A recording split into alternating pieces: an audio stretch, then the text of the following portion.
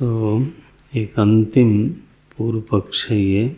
बोलते हैं ब्रह्म जिज्ञासा संभव नहीं दिखाई देती। क्यों संभव नहीं दिखाई देती? तत्पुनः ब्रह्म प्रसिद्धम अप्रसिद्धम वा स्यात्।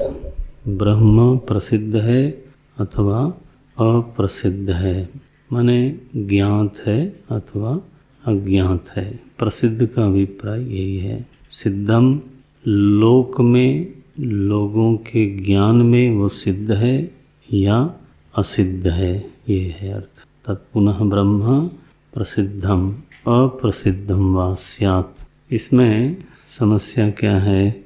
यदि प्रसिद्धम न जिज्ञासितव्यम, यदि तो ज्ञात है, प्रसिद्ध है, तो जिज्ञासा का विषय नहीं बनेगा। अथ अप्रसिद्धम नैव शक्यम जिज्ञासितुम इति। और यदि बिल्कुल ही अज्ञात है, अप्रसिद्ध है, तो फिर तो किसी भी तरह से उसकी जिज्ञासा संभव नहीं है। उच्यते। भगवान भाष्यकार यहाँ शुरू करते हैं। तो श्रुति में जो प्रसिद्ध ब्रह्म है वो क्या है? प्रसिद्ध है अप्रसिद्ध है? वेदांत का मत देखो। इस विषय में ये है कहना कि अस्ति तावत ब्रह्म, अस्ति तावत ब्रह्म ब्रह्मास्तित्व प्रसिद्धि। ब्रह्म की प्रसिद्धि तो निश्चित रूप से है। ब्रह्म वस्तु नितांत अज्ञात नहीं है, ये कहना चाहते हैं। ये हमारा मत है। इसका अभिप्राय ये हुआ कि ब्रह्म के विषय में सभी को ज्ञान है, ये कहना चाहते हैं भाष्यकार। ब्रह्म कोई ऐसी वस्तु नहीं है जो अज्ञात हो, नितांत अज्ञात हो। समस्या है। बोले ब्रह्म शब्द कुछ लोगों ने सुना ही नहीं। ये संस्कृत का शब्द है, बहुत सारी भाषाएं हैं दुनिया में, तो वहाँ ब्रह्म शब्द तो सुनने को भी नहीं मिला और आप बोलते हो ये प्रसिद्ध है। ये कैसे होगा? सबके संज्ञान में है। ब्रह्म वस्तु निरंतर जानी जाती है, ये वेदांत का मत है। क्योंकि हेतु यही है कि अगर जानी नहीं जाती तो जिज्ञासितुम न शक्यम, यही है पूर्व पक्ष। अथ अप्रसिद्धम नैव शक्यम जिज्ञासितुम। और विज्ञान यही है कि इच्छा कभी अज्ञात विषय में नहीं हो सकती, तो ब्रह्म की जिज्ञासा ही संभव नहीं है। तो अब देखो ये जो प्रसिद्धि है वो दो स्तर पे समझनी चाहिए। एक तो प्रसिद्धि होती है सत्संगी की बुद्धि में। ब्रह्म शब्द अथवा शब्द कोई और भी सुन ले वो, लेकिन उन्हीं लक्षणों वाला कोई नाम, कृष्ण हो, राम हो, शिव हो, दुर्गा हो, गणपति हो, सूर्य हो, अथवा अल्लाह हो, जीसस हो, गॉड हो, और भी कोई हो। नाम में भेद हो सकता है, लेकिन जो लक्षण हैं वो उसने सुना है। कहाँ सुना है? बोले सत्संग में सुना है। तो सत्संग में जो जाता है आपातत ज्ञान उसको हुआ, और वहीं पर उसको इस तरह की बातें श्रवण करने को मिलती हैं कि हाँ ऐसी कोई वस्तु है जिसके ज्ञान से परम पुरुषार्थ की सिद्धि हो जाती है। ब्रह्मावगतिर्हि पुरुषार्थः, ब्रह्मावगतिर्हि पुरुषार्थः। कहीं ऐसा सुना परमात्मा में लीन हो जाना, ये परम पुरुषार्थ। भगवान की शरणागति प्राप्त करना, ये पुरुषार्थ। ने सत्संग में शब्द बदल बदल के इस तरह की बात सुनने को मिलती है, और साधन भी बताया जाता है। इस तरीके से शरणागति होगी, इस तरह से परमात्मा का अनुग्रह प्राप्त होगा, इस तरह से उनकी भक्ति मिलेगी, इस तरह से उनका ज्ञान होगा, इस तरह से उनकी सन्निधि का अनुभव होगा। ऐसा करो तो तुमको उनका वात्सल्य मिलेगा। देखो, तो सत्संग ही साध्य और साधना दोनों के श्रवण का स्थान बनता है। लक्ष्य क्या है, साध्य क्या है और मार्ग क्या है, दोनों बातें वहीं सुनने को मिलती हैं। सो आपातत ज्ञान में सत्संग में जो बैठने वाला कोई व्यक्ति है, सत्संगी है, उसकी दृष्टि में ब्रह्म प्रसिद्ध है, ब्रह्म वस्तु प्रसिद्ध है, नाम चाहे प्रसिद्ध होवे या न होवे। देखो कभी ऐसा भी संभव है कि कोई व्यक्ति सत्संग में न जाता हो और किसी कारण से वो सत्संग का विरोधी भी हो, भगवान की कृपा से। हाँ, नहीं, सच बात है, ये लोग ज़्यादा प्रसिद्ध करते हैं, क्योंकि भगवान को नहीं मानने के लिए वो बताते हैं कि मैं ऐसे किसी भगवान को नहीं मानता। तो ऐसे किसी भगवान के बारे में तो जानते ही हैं। भगवान यादृश है। तुम जो कहते हो कि भगवान ऐसा है, तो मैं जो कहता हूँ वो कहाँ सुना तुमने? बोले मैंने पढ़ा, ये बढ़िया लोग हैं ये देखो। मैं ऐसे भगवान को नहीं जानता जिसने कोई सृष्टि बनाई। मैं ये जानता हूँ कि तुम क्या सोचते हो। अच्छा, मैं जानता हूँ कि भगवान को लेके तुम क्या बोलते हो। क्या बोलता हूँ मैं? बोले तुम कहते हो, यही कहते हो ना कि सृष्टि बनाई। हाँ, ये तो बोलता हूँ। और सृष्टि चलाई, ये भी मैं ही कहता हूँ, ये मैं जानता हूँ। तो प्रसिद्ध हुआ कि नहीं? माने उनके संज्ञान में इस लक्षण वाला ब्रह्म वस्तु तो फिर है, वही सृष्टि का फिर विध्वंस करता है महाप्रलय में। सो जनरेटर है, ऑर्गेनाइजर है, डिस्ट्रॉयर है, इसको बोलते हैं GOD। ऐसा उसकी व्युत्पत्ति बताई जाती, जनरेटर, ऑर्गेनाइजर एंड डिस्ट्रॉयर। ऐसे ही कुछ अल्लाह का भी होगा, मैं जानता नहीं अभी। लक्षण वही है, नाम भेद है। तो आस्तिक हो या नास्तिक हो, सर्वेषां प्रति ब्रह्म वस्तु तो प्रसिद्धम। हो गया। बोले कोई ऐसा भी है जो आस्तिक भी नहीं है, नास्तिक भी नहीं है, बिल्कुल आदिवासी है महाराज, हैं? घोर जंगल में किताब का दर्शन नहीं किया, उसको कोई कागज़ पे लिखा हुआ अक्षर दिखाओ तो वो कहेगा ये मक्खियाँ इतनी कहाँ से आई इसमें, वो काली काली बैठी हुई दिखती हैं। पहले तो लोगों ने कहावत बनाया था, करिया अक्षर हैं भैंस बराबर। मेरी समझ में नहीं आया कि ये कहावत क्यों बनी। कोई काला अक्षर इतना बड़ा तो नहीं होता कि उसमें उसमें महिष बुद्धि का अध्यास हो। ये छोटे छोटे तो अक्षर हैं, अधिक से अधिक ये हो सकता है कि मक्खी या और ऐसे ही कोई अध्यास में किंचित सादृश्य यहाँ पर हो सकता है।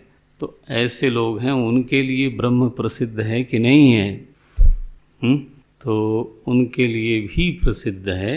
वो इस तरह से होता है कि हर व्यक्ति के जीवन में परिस्थितियाँ आती हैं, ऐसी भी आती हैं जो वो नहीं चाहता, और ऐसी परिस्थितियाँ हाथ से चली जाती हैं जिनको वो चाहता है। तो व्यक्तित्व हर व्यक्ति को, चाहे कितना भी समर्थ हो, चाहे कितना भी अनपढ़ हो, जहाँ तक व्यक्ति की यह अनुभूति है वो सार्वजनीन है।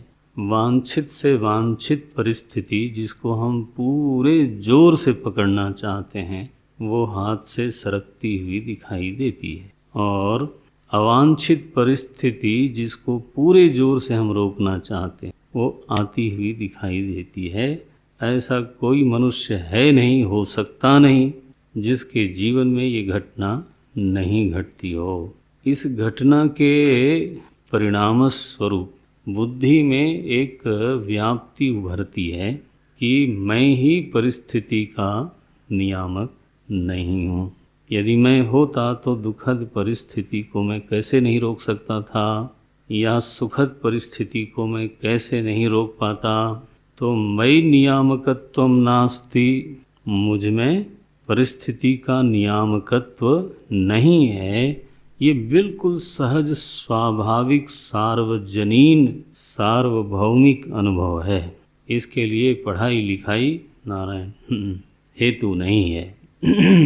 बहुत पढ़े लिखों ने भी यही बात कही, और जो बिल्कुल गंवार हैं उन्होंने भी यही बात कही। वो कहते हैं मैन प्रपोजेस गॉड डिस्पोजेस। क्या मतलब है? Then you are zero. क्या मतलब हुआ? When your proposal is rejects rejected every time.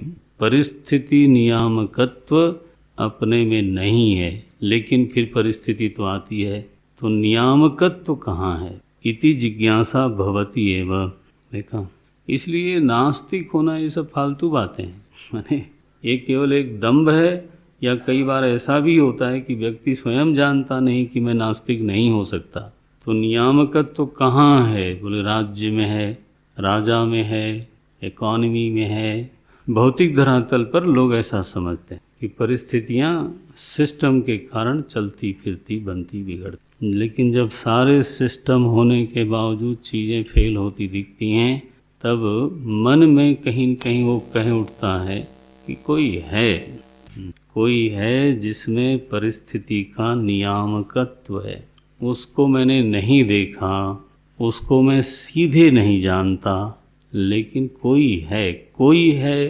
तो ये परोक्षता चूँकि उसमें लगी हुई है, इसलिए हम उसको बोलते हैं। और अनुभूत है, उसका नियामकत्व अनुभूत है और उसमें परोक्षता है, तब उसको हम बोलते हैं अदृष्टानुभूति। ये क्या हुआ?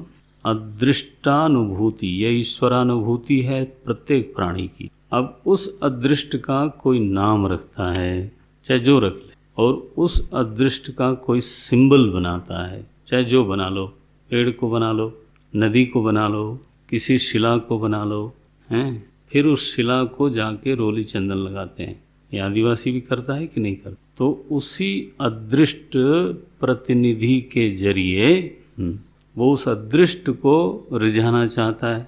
तो जहाँ तक उपासना का तत्व है वो वहाँ है, चाहे वो सूर्य उपासना करता हो, वृक्षोपासना करता हो, नदी की उपासना करता, माने प्राकृतिक पदार्थों के जरिए उस अदृष्ट की आराधना करता है व्यक्ति।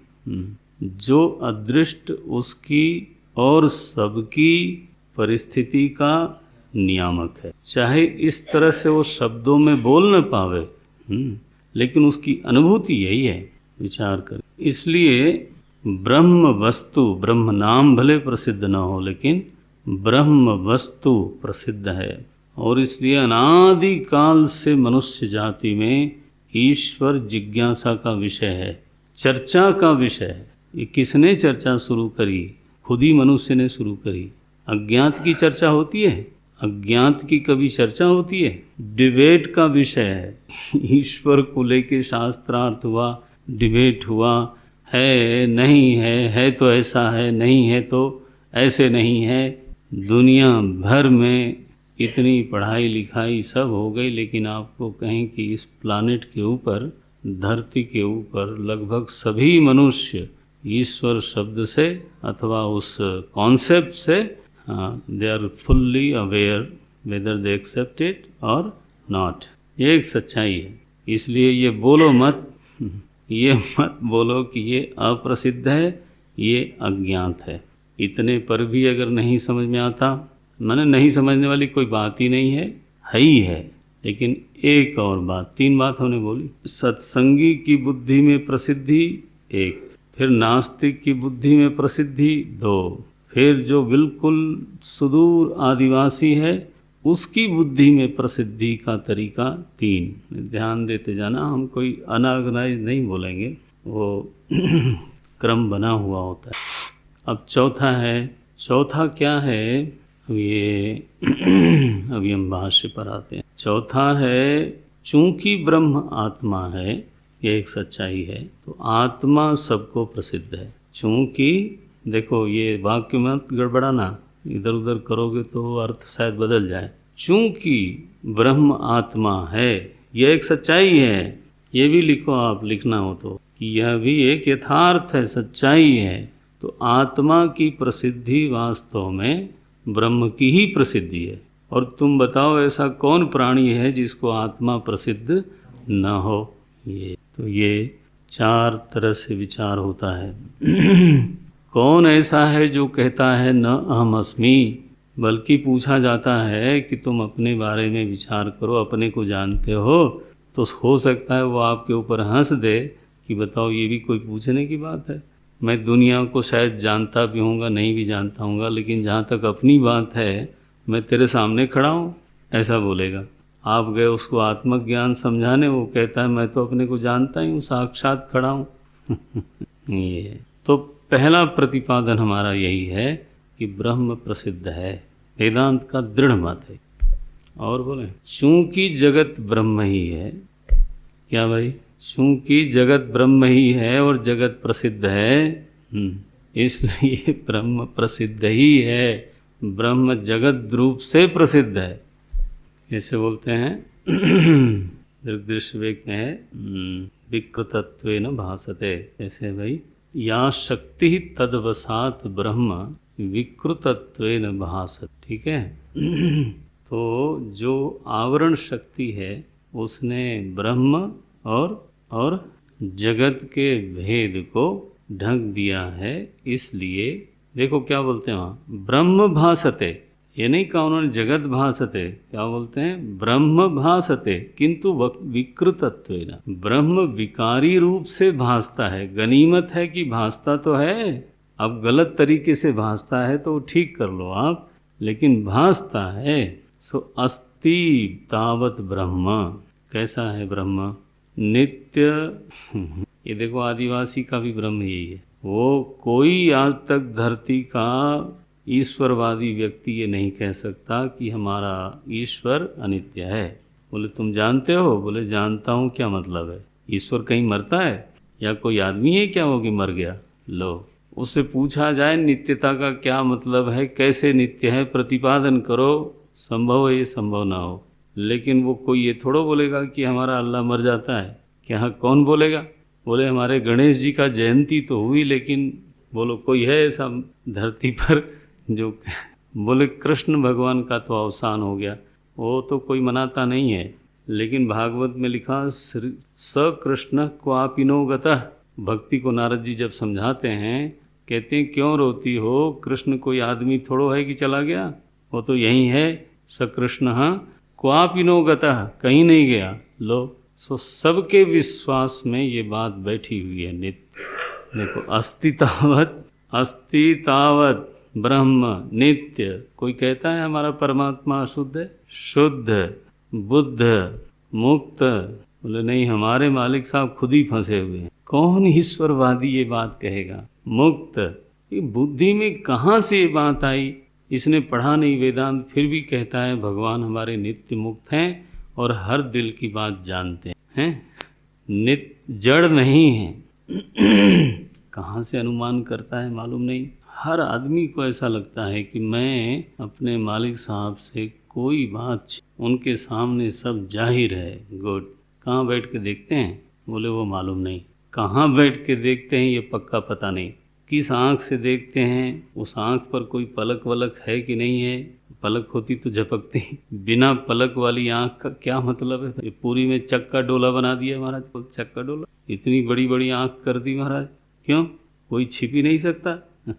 ये शब्द ऐसे हैं, नित्य शुद्ध बुद्ध मुक्त स्वभावम सर्वज्ञम, ये प्रसिद्ध है, सर्वज्ञम सर्वशक्ति समन्वितम। दुनिया में कौन है जो कहे कि मेरा ईश्वर इस समय कमजोर हो गया है। आजकल गायें कम दूध दे रही हैं, हाँ एक टाइम दूध मिलता है, या नवरात्रे चल रहे हैं, इस समय उपवास किए बैठे हैं लोग। कौन बोलेगा ये। देखो क्या सर्वशक्ति समन्वितम, शक्तिमान नहीं लिखते भाष्यकार, वो तो गलत शब्द है ना। बहुब्रीही जब सिद्ध हो रहा हो तो मतु प्रत्यय लगाने की क्या जरूरत है। सर्वाहा शक्तयः यस्य सह सर्वशक्ति ही, बहुब्रीही समासेन एव अर्थम निष्पन्नम भवति, तस्मात् मतुपस्य आवश्यकता नास्ति। तो ये तो हम लोग जो बोलते रहते हैं सर्वशक्तिमान, वो शब्द वैसे गलत है, संस्कृत वाले बोलते ही नहीं। तो उन्होंने कहा सर्वशक्ति समन्वितम, कैसे प्रसिद्ध हुआ, बोले ब्रह्म शब्द का ही ये सब अर्थ है। ब्रह्म शब्दस्य ही व्युत्पाद्यमानस्य, अगर ब्रह्म शब्द की व्युत्पत्ति की जाए बृहतेर धातो हो, तो ये सारे अर्थ निकल आएंगे। कौन से, नित्य शुद्ध बुद्ध मुक्त स्वभावम सर्वज्ञम सर्वशक्ति समन्वितम। लेकिन ध्यान रखना ये सार्वजनीन नहीं हो सकता, सबको ब्रह्म शब्द की व्युत्पत्ति नहीं आती। इसलिए वो जो 4 बातें कही गई हैं उनको ध्यान में रखना आप। अगर ब्रह्म प्रसिद्ध है सबके लिए तो बृहतेर धातु से नहीं प्रसिद्ध है, और पूरी दुनिया में ब्रह्म शब्द प्रचलित नहीं है। पोंगा पंडित मत हो जाना आप। कोई पूछ लेगा धीरे से बाजार में जाते ही कि कितने लोग ब्रह्म शब्द को जानते हैं, तो आपका सब ये जो बृहतेर धातु है वो 1 सेकंड नहीं लगेगा उड़ते हुए। इसलिए जरा मनन करना। बोलते हैं नित्य शुद्धत्वादयः, ये तो सत्संगी का ईश्वर है। जिसने सत्संग में ये सब शब्द सुना है, कहीं न कहीं कभी न कभी आपातत पड़ा हुआ है, उसको इन शब्दों से थोड़ा दोस्ती है, परिचय है। बोलते हैं व्युत्पाद्यमानस्य नित्य शुद्धत्वादयः अर्थाः प्रतीयन्ते। कैसे? बृहतेर धातोः अर्थानुगमात्। बृहते है, बृहत धातु का अर्थ का अनुसंधान करने पर ये सारे अर्थों की प्रतीति हो जाती है। ये पहला हेतु दिया, ब्रह्म प्रसिद्ध है। दूसरा, अब ये देखो मैंने बोला था, दूसरा है सर्वस्य आत्मत्वाच्च। ये है प्रतिज्ञा। क्या है? ब्रह्म प्रसिद्ध है। अब हेतु दे रहे हैं, क्योंकि वो सबका आत्मा है। सर्वस्य आत्मत्वात्। अच्छा, सर्वस्य आत्मत्वाच्च ब्रह्मास्तित्व प्रसिद्धि। ब्रह्म का अस्तित्व बिल्कुल प्रसिद्ध है। कैसे? थोड़ा विवरण करते हैं। सर्वो ही जनाः, सब के सब लोग, सर्वो ही आत्मास्तित्वम प्रत्येति, सभी को अपने आत्मा का होना, अपने आत्मा का अस्तित्व ज्ञात है। आत्मा के अस्तित्व का प्रत्यय सबको बना हुआ है। सर्वो ही आत्मास्तित्वम प्रत्येति। अब इसका व्यतिरेक करके दिखाते हैं। नाहमस्मीति, किसी को यह प्रत्यय नहीं है कि मैं नहीं हूँ। माने ये चुनौती है दुनिया में सभी को, कोई ये प्रत्यय बना नहीं सकता है।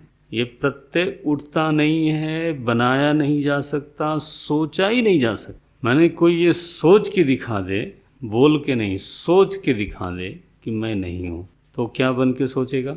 है बन के सोचेगा। ये ऐसी अबाध्य वस्तु है, बिल्कुल अबाधित है। नाहमस्मीति, ये कभी हो ही नहीं सकता। इवन विचार में भी यह प्रत्यय निर्माण नहीं हो सकता। तो आत्मा तो बिल्कुल ही प्रसिद्ध है। किसी ने कहा सुषुप्ति में प्रत्यय नहीं होता। अहम अस्मि, ये सुषुप्ति में प्रत्यय नहीं होता। हमारे आचार्यों ने कहा कि नाहम अस्मि प्रत्यय होता है क्या? बोले तू बोलता है कि अहम अस्मि ये प्रत्यय नहीं होता, तो मेरे को बता जरा कि नाहम अस्मि ये प्रत्यय होता है क्या? बोले तो ये भी नहीं होता। अगर अहम अस्मि नहीं है तो नाहम अस्मि ये प्रत्यय तो सुसुप्ति में भी नहीं है, न जागृत में है। देखना आप, तर्क देखना। नाहम अस्मि यह प्रत्यय न जागृत में है, न स्वप्न में है, न सुषुप्ति में है।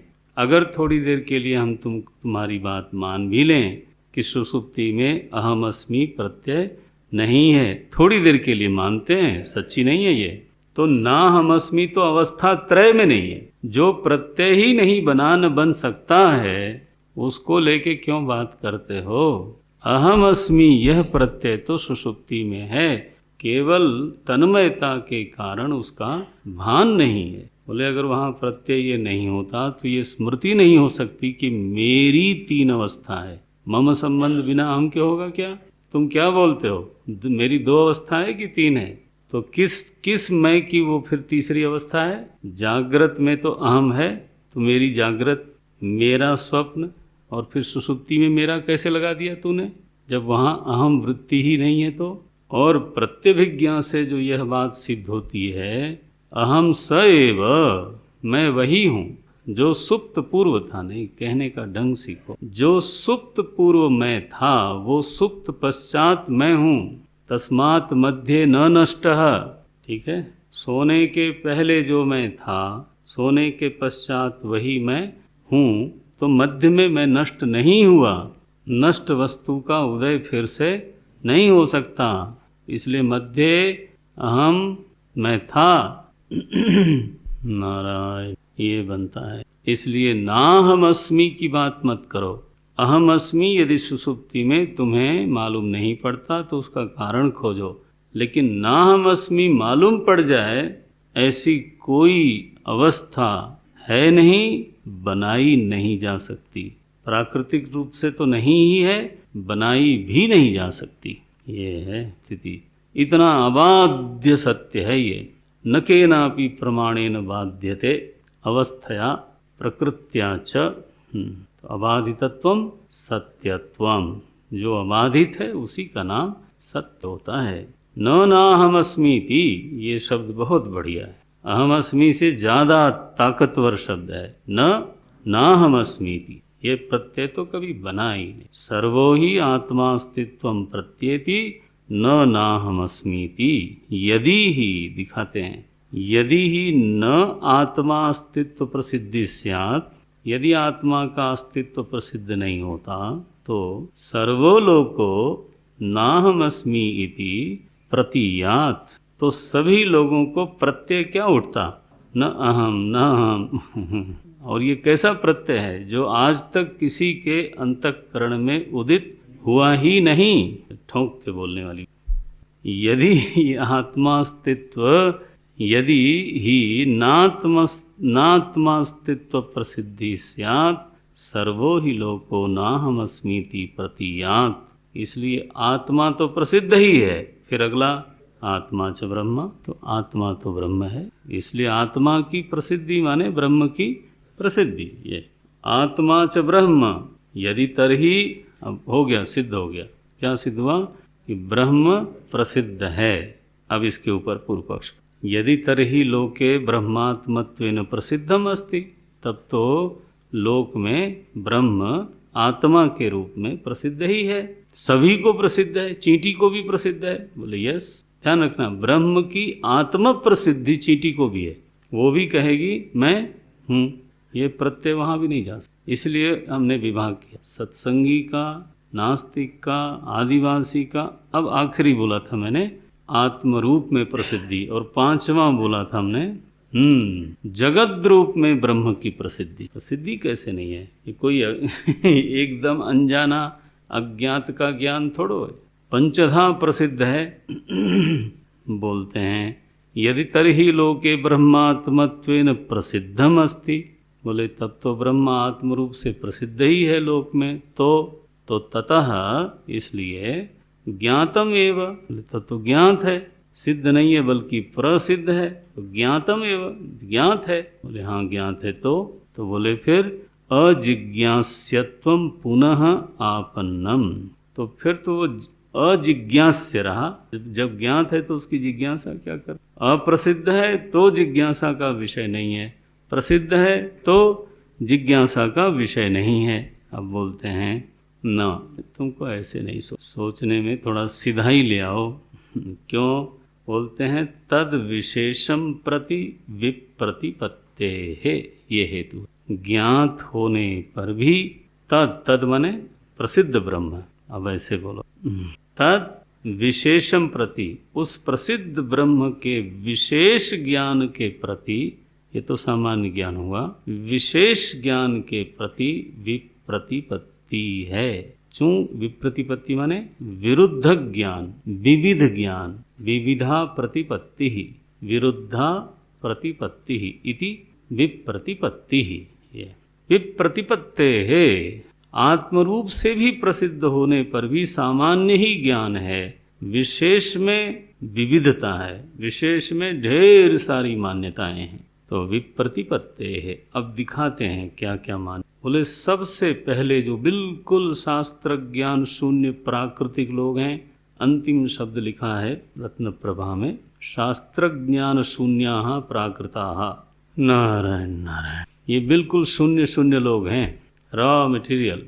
कुछ भी बुद्धि में बहुत संस्कार नहीं हुआ, सजावट नहीं हुई, तब उन लोगों की मान्यता क्या बनती। ध्यान रखना, लिखते हैं देह मात्रम चैतन्य विशिष्टम आत्मा इति प्राकृताः जनाः लोकायतिकाश्च प्रतिपन्नाः।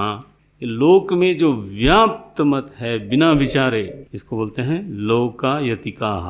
उसका हेतु क्या है? बोले कोई हेतु नहीं है, विचारा भाव जीवना प्राकृत है, माने अनादिकाल से यही विचार चला आ रहा है। इस मान्यता के लिए सत्संग नहीं चाहिए। प्राकृताः लोकायतिकाश्च, समाज का एक बहुत बड़ा हिस्सा है जो आत्म प्रसिद्ध तो है, बिल्कुल प्रसिद्ध है, लेकिन उसका विशेष ज्ञान उनका ये है कि अहम प्रत्यय गोचर, हाँ कौन है? देह है। अहम प्रत्यय गोचर देह होने के कारण देह ही आत्मा, ये हेतु यही है। असमत प्रत्यय गोचर कौन हो रहा है? बोले मेरा देह। अहम शब्द जब भी मैं बोलता हूँ तो उस प्रत्यय का जो विषय है वो मेरा देह होता है। और यहाँ तक कि व्यक्ति को भी जब मैं त्वम बोलता हूँ तो उसका चेहरा याद आता है, मैंने उस प्रत्यय का विषय क्या बना? वो देह। एक बात और है कि अहम वस्तु जडात्मक नहीं है, ज्ञानात्मक है। इसलिए देह होने पर भी चेतन देह अहम शब्दवाच्य ये कहना पड़ता है, क्योंकि अहम का विषय कभी जडात्मक हो नहीं सकता, यह ज्ञानात्मक सत्ता है। अहम जो है वो ज्ञानात्मक सत्ता है, जानने वाली सत्ता है।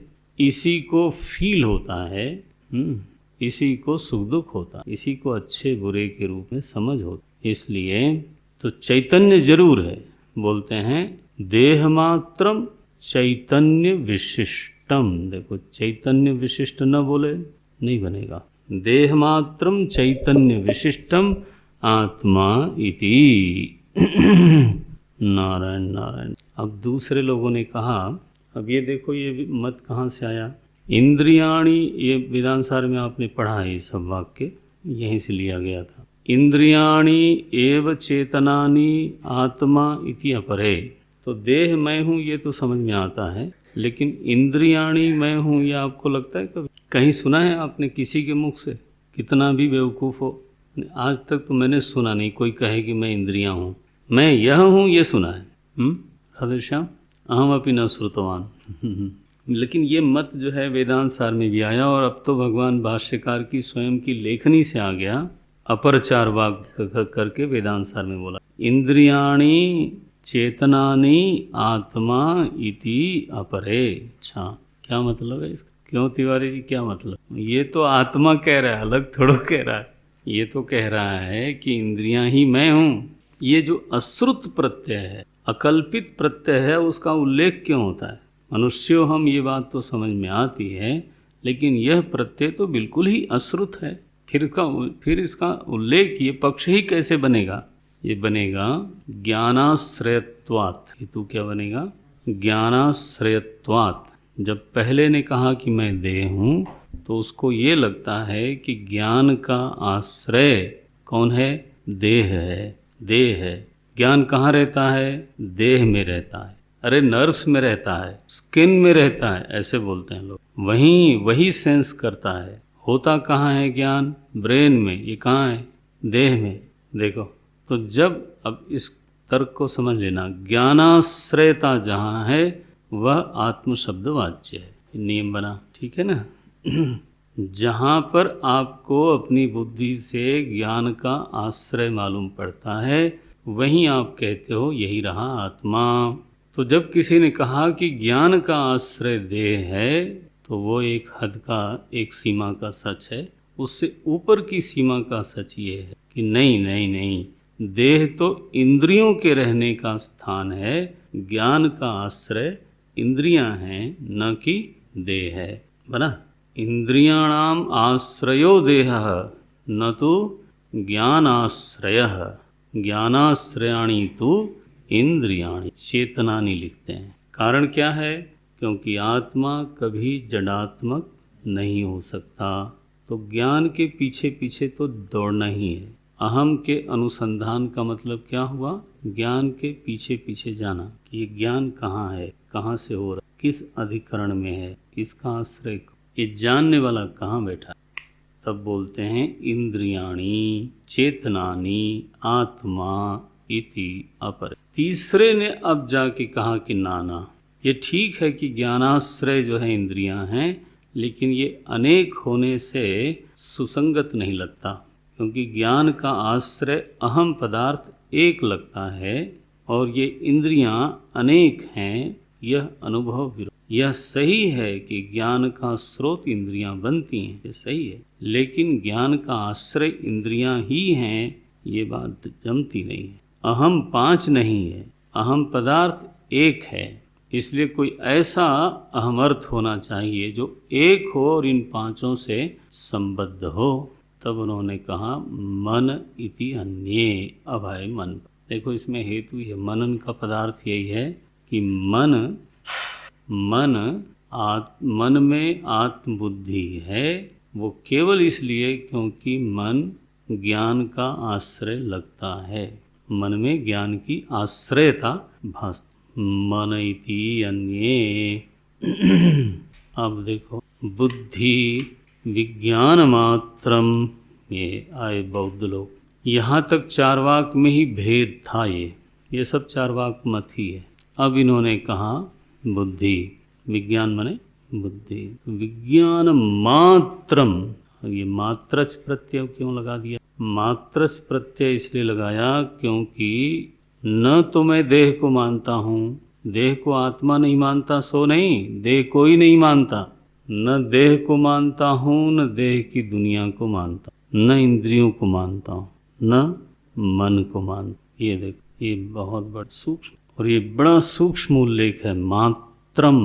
वैसे तो लिखना ऐसा चाहिए था पुराने ढर्रे पर कि विज्ञान आत्मा इति अन्ये, ठीक है ना, ये लिखना चाहिए था, बिल्कुल नहीं। भाष्यकार क्या लिखते हैं? विज्ञान मात्रम क्षणिकम इति। बोले विज्ञान कैसा है जिसको आप आत्मा बोल रहे हो? बोले क्षण प्रध्वंसी है, द्वितीय क्षण में नहीं रहता। तो ये आपका क्षण 60 सेकंड का है? बोले नहीं, प्रतीति क्षण को हम क्षण बोलते हैं, क्षण कोई 60 सेकंड का नहीं है। यहाँ प्रतीति क्षण है, प्रतीत्य समुत्पाद्य, बस ये इनका एक नाम ये भी है, प्रतीत्य समुत्पाद्यवाद। प्रतीति काल में ही उत्पन्न हुआ और उसी समय डूब गया, लीन हो गया। प्रतीति क्षण स्थायी है, क्षणिकम। यहाँ से देखो बहुत बात बदल जाती है। ये बहुत सुंदर वाक्य हैं साधकों की दृष्टि। जब तक आप इंद्रिय को आत्मा मानते हो अथवा मन को आत्मा मानते हो, जब तक आप एक चित्त का अपने को दृष्टा मानते हो, 4 चीज बोल रहा हूँ मैं, ध्यान देना, गंभीर बात है। देह को, इंद्रियों को, मन को और एक चित्त के दृष्टा आत्मा मानते, तब तक देहाभिमान सुरक्षित। देहाभिमान का उल्लंघन नहीं हो पाता, दृष्टा मानने पर भी नहीं हो पाता, क्योंकि दृष्टा किसका? बोले एक चित्त का। चित्त कहाँ रहता है? ये चित्ताभिमान देहाभिमान के बिना नहीं हो सकता। कोई ये न कहे कि मैं देहाभिमानी नहीं हूँ, केवल चित्ताभिमानी हूँ, उसको फिर से विवेक कर, ठीक है। मन बिना देह का अधिष्ठान लिए हो नहीं सकता। अधिष्ठान शब्द देह के लिए ही आया है। अधिष्ठानम तथा कर्ता करणम च पृथक विधम। तो अधिष्ठान शब्द वाच्य वहाँ कौन? देह। अब आप कहो कि मैं करणाभिमानी हूँ, देहाभिमानी नहीं हूँ, गलत बात है। इसीलिए जन्म भर ध्यान करते रहो, देहाभिमान कभी नहीं जाएगा। लोगों को भूलें रहती हैं विवेक नहीं होने के कारण ही। इसलिए प्रमा चाहिए, हैं? जीवन भर ध्यान निर्विकल्प लगा लो। किस चित्त का निरोध किया? मेरे चित्त का। दूसरे का तो नहीं किया ना, मेरे चित्त का किया। वो कहाँ रहता है? अभी आपने अध्यास में पढ़ा कि इंद्रियां बिना देह का आश्रय लिए नहीं अधिष्ठानमंतरेण इंद्रियाणि प्रवर्तन्ते। पढ़ा ना? भगवान गीता में बोलते हैं अधिष्ठाय मनश्चायम विषयान उपसेवत। अधिष्ठाय पहले देह में जम जाती हैं, तब जाके फिर विषयों का सेवन करती। तो ये है 4 आत्मा। अने योग सांख्य वाले को भी घसीट ला रहे हैं हम, उनमें भी देहाभिमान कटने की संभावना दिखती नहीं है। और आप जानते हो इसी दोष के कारण, चूंकि देह में अनेकता है, आत्मा में अनेकता है, पुरुष में अनेकत्व की भ्रांति गई नहीं। अरे छोड़ो, पुरुष में अनेकत्व की भ्रांति, देहाभिमान की भ्रांति नहीं गई। क्या बात है। इसलिए भाष्यकार ने लिखा कारिका में, विज्ञानवादी की प्रशंसा की कि यद्यपि सत्य के अत्यंत सन्निकट बोला है इसने। याद है क्यों? क्योंकि यहाँ इसने देह को नहीं माना, ये लो, इसने इंद्रियों को नहीं माना, इसने मन को नहीं माना, इन्होंने किसको माना? केवल विज्ञान मात्रम। ये मात्र प्रत्यय की महिमा है, इसलिए शब्द विज्ञान मात्रम। और वह विज्ञान कैसा है? कूटस्थ नहीं, क्षणिकम। देखिए ये हालत, ये बढ़िया है, बिल्कुल निकट पहुंचा देता है। लेकिन अब इसमें समस्या है, इनके विज्ञान में स्वगत भेद है और इनका विज्ञान क्षणिक है। स्वगत भेद का मतलब क्या हुआ? ज्ञाता, ज्ञान, ज्ञेय तीनों विभाग एक ही विज्ञान में है। स्वगत विजातीय भेद तो नहीं है, लेकिन स्वगत भेद है। विज्ञान वृत्ति एक ही विज्ञान वृत्ति में तीनों है और क्षणिकम है। ये अगर ये अपने दृष्टा से अभिन्न हो जाए, जैसे चित्त दृश्य चित्त से अभिन्न हो गया, वैसे ही अगर चित्त चिद वस्तु से अभिन्न हो जाए तो बस ये सत्य हो जाएगा फिर मांडूक्य में इस तरह का। लेकिन अभी तो ये है विज्ञान मात्रम क्षणिकम इति एके।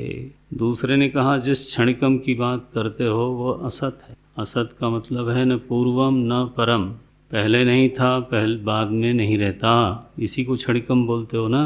तो कहाँ से जन्मा ये विज्ञान? कहाँ से? जायमान तो मानते हो कि नहीं?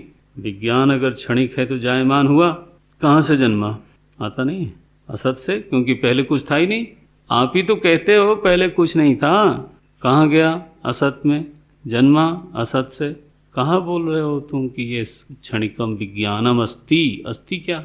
ये माध्यमिक लोग ऐसे हैं, शून्यवादी। आधा माध्यमिक कारिका में लिखा आधा बनते चयन नास्ति वर्तमाने पि तथा। मांडू के कारिका में नहीं है, माध्यमिक कारिका में भी है, और इसी क्षणिक विज्ञान के लिए ही है। आदि में नहीं है, अंत में भी नहीं है, तो वर्तमाने पि असदेव शून्यम इति अपर। ये देखो, विज्ञानवाद का एक दोष और बता देता हूँ।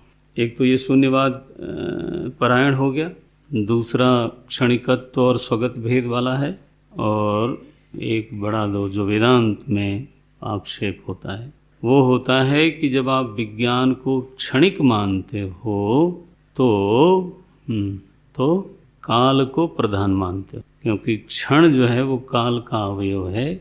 आपने विज्ञान को देहाश्रित तो नहीं माना, लेकिन कालाश्रित जरूर माना है। आप विचार करके देखो, आपसे चूक हो गई है।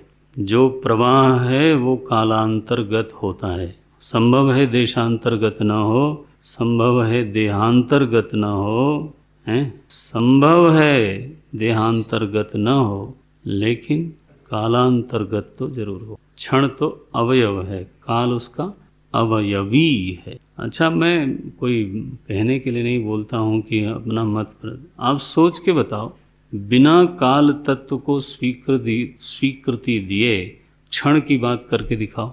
बिना काल तत्व को स्वीकृति दिए प्रवाह को करके दिखाओ, नहीं होगा, सोचने पर भी नहीं होगा। इसलिए अनजाने में विज्ञानवादियों ने, आपको मालूम है, जैनियों ने देश को प्रधानता दे दी। ये आत्मा देश में बढ़ता घटता है, तो बढ़ना घटना तो आत्मधर्म हो गया, और वो कहाँ घट रहा है, तो देश की प्रधानता बनी कि नहीं बनी? कोई जैनी हो तो बुरा न माने, केवल सोचे का है देश। जैनी ने आत्मचिंतन में देश को प्रधान बनाया, और क्षणिकवादी ने, विज्ञानवादी ने काल को प्रधान बनाया, आत्मा गौण हो गया। समग्र संपूर्ण दृष्टि वेदांत की है भैया, उन्हीं के आंख से ये सब दोष दिख जाते हैं। तो केवल आदमी अपने मत में सिमटा हो, उसको दोष ही नहीं दिखता, उसको लगता है इससे ज़्यादा नहीं बोल सकते। अरे कैसे नहीं बोल सकते? शून्य शून्यम इति अपरे, इतने मत हो गए।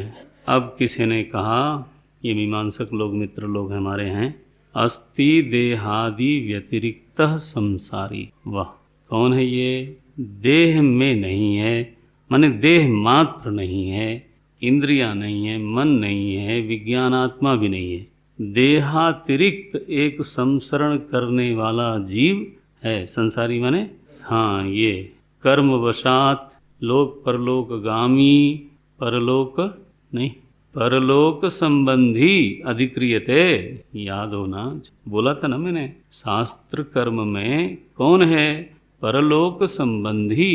तो ये है मीमांसक लोग। संसारी शब्दे न द्योतते, परलोक संबंधी उच्यते। अस्ति है, बिल्कुल है, देहादि व्यतिरिक्त संसारी।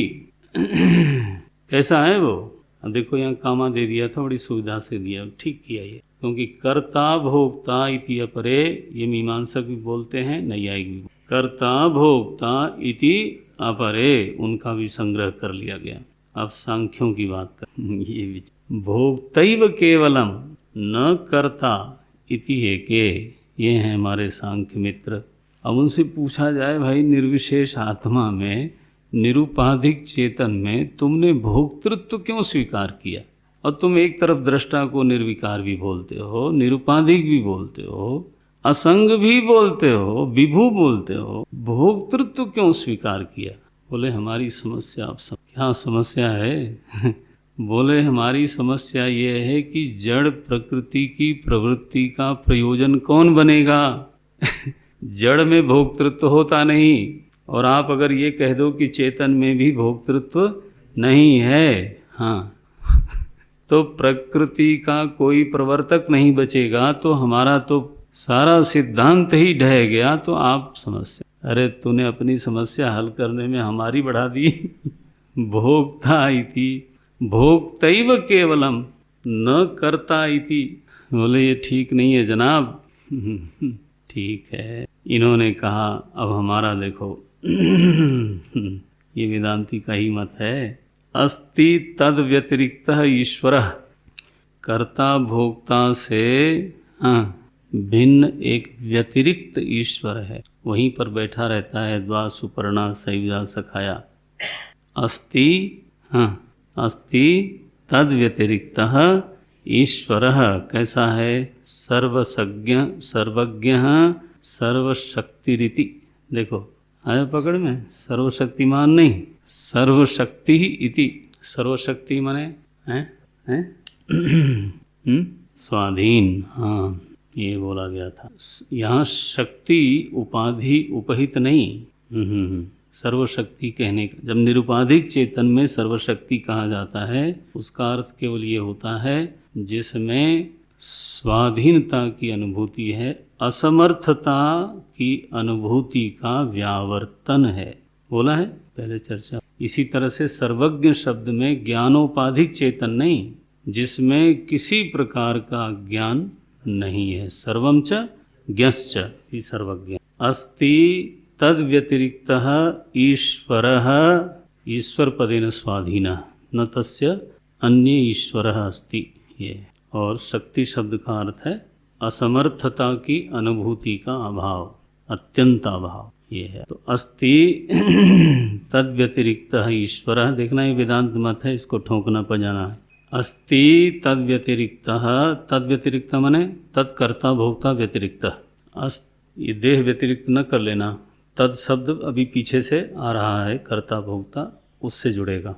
अस्ति तद व्यतिरिक्तः ईश्वरः सर्वज्ञः सर्वशक्ति इति केचित्। वो क्या है?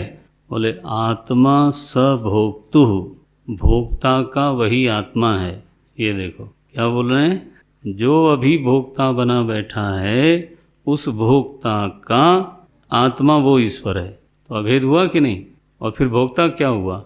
जीरो, क्योंकि भोक्ता का आत्मा तो हो गया ईश्वर, तो भोक्ता क्या है? बोले वो मिथ्या है। आत्मा स मने स ईश्वर है, पिटाई होगी। स पीछे से देखो, वचन देखो, प्रथमा है, एक वचन है। आत्मा स ईश्वर कस्य भोक्तु, ये षष्ठी है, जरा व्याकरण पर। भोक्तु षष्ठी है, भोक्ता की वह आत्मा है। वह कौन? बोल जिसका अभी प्रकरण चला, ईश्वर कीदृशः सः, ईश्वर सर्वज्ञ सर्वशक्ति, और कर्ता भोक्ता से व्यतिरिक्त। ये हाँ, ये है आत्मा। ये कुछ लोगों का है। अरे कुछ लोगों का क्या मतलब, वो हमारा ही है। यही तो अभिज्ञात सखा है, पुरंजन का अभिज्ञात सखा यही है। ईश्वरः तद्व्यतिरिक्तः सर्वज्ञः सर्वशक्ति तद्व्यतिरिक्तः, पुरंजन से व्यतिरिक्त है। क्या बढ़िया वचन है। आत्मा स कस्य देहस्य नहीं भोक्तुः इति अपरे। एवं अंतिम बात सुना के अब बोल। एवं बहवः विप्रतिपन्ना। तुम कह रहे हो ना ब्रह्म प्रसिद्ध है तो जिज्ञासा क्यों करें? अरे विशेष के प्रति इतनी विप्रतिपत्तियां हैं, इसलिए जिज्ञासा करनी ही चाहिए, एक का निर्धारण होना ही चाहिए। एवं बहवः विप्रतिपन्ना। और कैसे अपने अपने मत का प्रतिपादन करते हैं? युक्ति से, वाक्य से, वाक्य माने शास्त्र वाक्य, श्रुति वाक्य, युक्ति से, वाक्य से, तद आभास समाश्रयाः। इनको युक्ति विक्ति तो मिलती नहीं, तर्काभास देते रहते हैं, वाक्य मिलते नहीं, वाक्याभास देते हैं। तो वाक्याभास का आश्रय लेकर और तर्काभ्यास, युक्तियाँ और तर्काभास का आश्रय लेकर जो अपना दर्शन चला रहे हैं उनको कहा गया समाश्रयाः। ये बहुव्रीहि है। जो आश्रय धारण किए हैं वे लोग बोलते हैं युक्ति वाक्य तदाभास समाश्रयाः सन्तः बहवः एवं विप्रतिपन्नाः। कुत्र? आत्मविषये एव ब्रह्मात्मविषये एव। सो यस्मात् विप्रतिपत्तयः सन्ति तस्मात् ब्रह्म जिज्ञासितव्यम। कल पूरा कर दें क्या? हाँ, एक लाइन है। भाष्यकार ने कहा तत्र इतनी विप्रतिपत्तियां हैं और फिर भी तुम कहते हो, तो आपको मालूम है तत्र अविचार्य, बिना विचार किए, यत् किंचित प्रतिपद्यमानः, कुछ भी अगर तुम मान बैठोगे, देखना ये वाक्य, तत्र अविचार्य, बिना ठीक से विचार किए, यत् किंचित प्रतिपद्यमानः, कुछ भी मान बैठोगे तो क्या होगा? निश्रेयसात् प्रतिहन्येत, निश्रेयस से तो तुम वंचित हो ही जाओगे, पहला। दूसरा, अनर्थम च यात, और निश्चित रूप से अनर्थ की प्राप्ति तुमको हो जाने वाली है। यात मने इण गतौ है, जाना, तो प्राप्ति के अर्थ में भी होता है। गत्यर्थक धातु ज्ञानार्थक भी होती है, प्राप्त्यर्थक भी होती है, याद रखना इसको। जितनी भी गत्यर्थक धातुएं हैं सब ज्ञानार्थक भी होती हैं और प्राप्त्यर्थक भी है। जैसे गम धातु है, अधिगम लगाया तो प्राप्ति हो गया, अवगम लगाया तो ज्ञान हो गया, और केवल गम हुआ तो जाना हो गया। तो प्रसंग के अनुसार इसको ध्यान में रखा। अनर्थम चय्यात, तुम अनर्थ को चले जाओगे, यानी अनर्थ की प्राप्ति अवश्यम भावी है। निश्रेयस तो दूर रहा, अनर्थ की प्राप्ति अवश्यम भावी है। यहाँ टीकाकार ने एक वाक्य उद्धृत किया है, अंतिम पंक्ति है इसी पृष्ठ पर, बड़े कठोर वाक्य बोला है। यह अन्यथा संतम आत्मानम, मिला, यह अन्यथा संतम आत्मानम अन्यथा प्रतिपद्यते, आत्मा कुछ और है और कुछ और ही समझ बैठे। किम तेन न कृतम पापम, बोले उसने दुनिया का कौन सा पाप नहीं किया। लो, अच्छा खासा आप संध्या वंदन कर रहे हो, हैं, तर्पण करते हो, और यहाँ लिख दिया तुमने ऐसा कौन सा पाप है जो नहीं किया, माने सब पाप तुमने कर दिए। केवल जैसा आत्मा है वैसा नहीं जाना, कुछ और जान लिया तो सारे पाप तुमने कर दिए।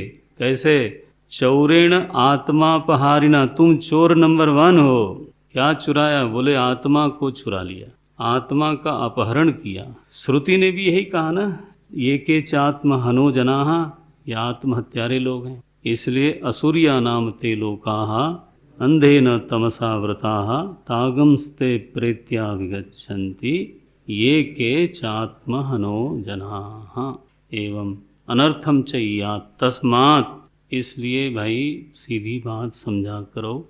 भगवान वेद व्यास ने कहा जिज्ञासा करनी चाहिए और विचार करना। तस्मात् ब्रह्म जिज्ञासा उपन्यास मुखेन वेदांत वाक्य मीमांसा प्रस्तूयते। ब्रह्म जिज्ञासा के द्वार से, उपन्यास द्वार से, उपन्यास माने आरंभ, उपन्यास में नावल न कर लेना यहाँ, तो उपन्यास किया गया माने आरंभ। ब्रह्म जिज्ञासा के द्वार से माने ये समझो कि आप वेदांत मीमांसा का क्या है, ये राजद्वार है। क्या द्वार है?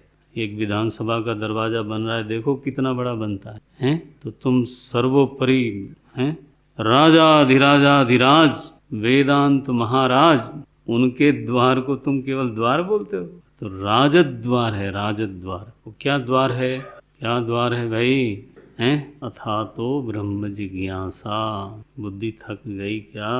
चलती नहीं, उड़नी चाहिए। चलने का क्या मतलब? हल्की फुल साधना का फल भाई। क्रिया पूरी कर लेने का बोलते हैं। अथा, ये देखो द्वार बनाइए वेदांत मीमांसा का। अथा तो ब्रह्म जिज्ञासा, यही द्वार है। इसमें से जब आप प्रवेश करोगे तो क्या मिलेगा? महल मिलेगा। किसका? वेदांत का। वेदांत मीमांसा प्रस्तूयते। ठीक है, कैसी मीमांसा है ये? तद अविरोधी तर्कोपकरणा। क्या बात है! बोले वेदांत के अविरोधी तर्कों से सजी धजी मीमांसा। तर्क उपकरणा श्रुतिमतः तर्कोनुसंधीयत दुस्तर्कात। हाँ देखो, वहाँ यहाँ भी टोक देते हैं अविरोधी तर्क। और कैसा? किसके अविरोधी? तत्। तत् शब्द सर्वनाम हमेशा नाम से जुड़ जाता है। पिछला शब्द क्या था? वेदांत। पिछला शब्द है वेदांत। वेदांत वाक्य मीमांसा तत् अविरोधी तर्कोपकरणा। हाँ, क्यों प्रस्तुत कर रहे हैं आप? निश्रेयस प्रयोजना प्रस्तूयते। वेदांत मीमांसा निश्रेयस प्रयोजना सा, और सजी हुई है अविरोधी तर्कों से बिल्कुल समलंकृत है, सजी धजी है। ऐसी मीमांसा प्रस्तुत की जा रही है। भगवान भाष्यकार ने द्वार तो खुलवा दिया, अब प्रवेश करेंगे अगली। नारायण। ओम पूर्णमदः पूर्णमिदं पूर्णात् पूर्णमुदच्यते पूर्णस्य पूर्णमादाय पूर्णमेवावशिष्यते। ओम शांति शांति शांति। हरि ओम। श्री गुरुभ्यो हरि ओम।